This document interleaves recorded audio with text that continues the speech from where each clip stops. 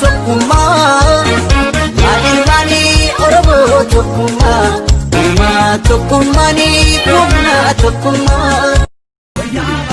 Oromoon atisfaa የወደድኳት ልጅ ቋንቋ ይለመዳል ፍቅር እንጂ ኦሮሞ ለሚክያ ኮተሬ ቸባና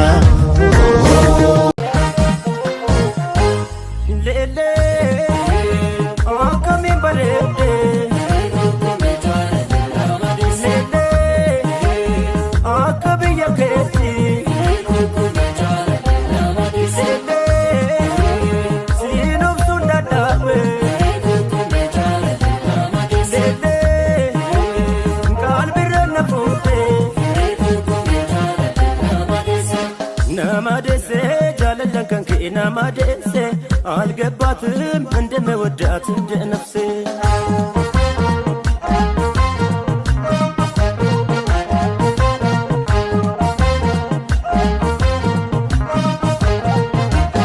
ማሎ ማሎ ዳሜ ማሎ ማሎ ለሊሴ ማሎ ማሎ ዳሜ ማሎ ማሎ ለሊሴ በጨሌ ዶቃ ተውባ ማሎ ሁሉ የሚያምርባት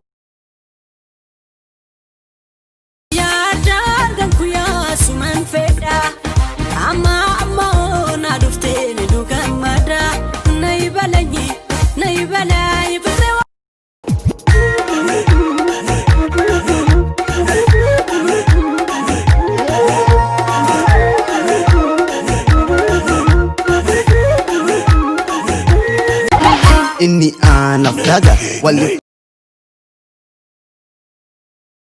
Oromoon turuu faayaan babbareedani ijoolleen abbaa gadaa wal keessa arreedani guyyaa dardaraa dubree jaalalaan walii sirbu guyyaa garaan hammaate Oromoo lammii kiyyaa kotba irree chabana Akkaan ishee jaallu kana godhee keessa Oromummaa ishee hankanumaan ibsa sabboontu Oromoo.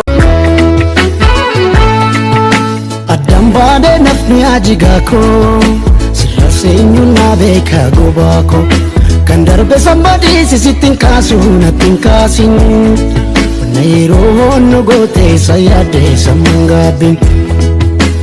Waan bonni gogsee gannatu jiisa Uliin bula malee yooma sidiisa Barris dabaree nama geessa Mishiti zay, mishamata Eriti zay, eramata Denda, denda show Eru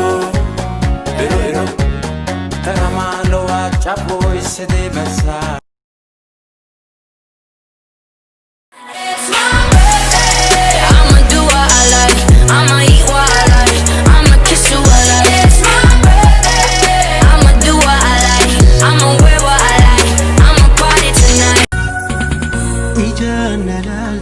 Garaan koon berber nagooti shakitookiya ankaroon garaan koo baay'ise. Mamari zirbabe tabari yubek mamari shagoye emartute yubek shagoye emartute yubek Yantela Oromoo Nsengiko Bishaan chala na barbaachista Gammachuu qattee gadditee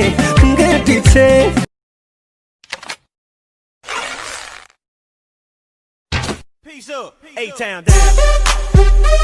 Yeah. Okay. Bruh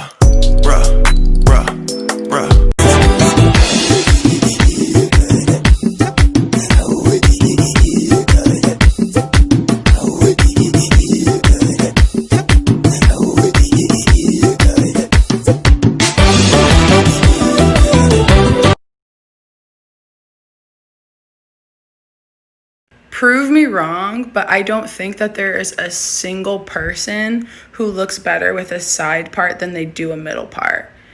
Like, please just show me your normal side part. You know, let me sit with it for a hot second, take it in, and then please do me the favor. Take your time, take a comb or something, a brush, and just part that right down the middle of your skull, a beautiful, luscious, elegant, gracious middle part. And don't like give it an ugly face, like really style it and pose with it and give it that same energy you do your side part, and tell me you don't look better.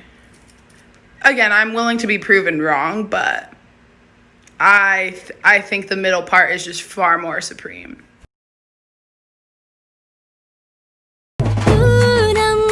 चांद को घूंघट के नीचे छुपा के लाई तेरे लिए दुनिया से नजरें चुरा نوّنت لولقانا من دوني والرقا نوّنت لولقانا من دوني والرقا سنوّي كاسنوّي كلوي مر سنوّي كاسنوّي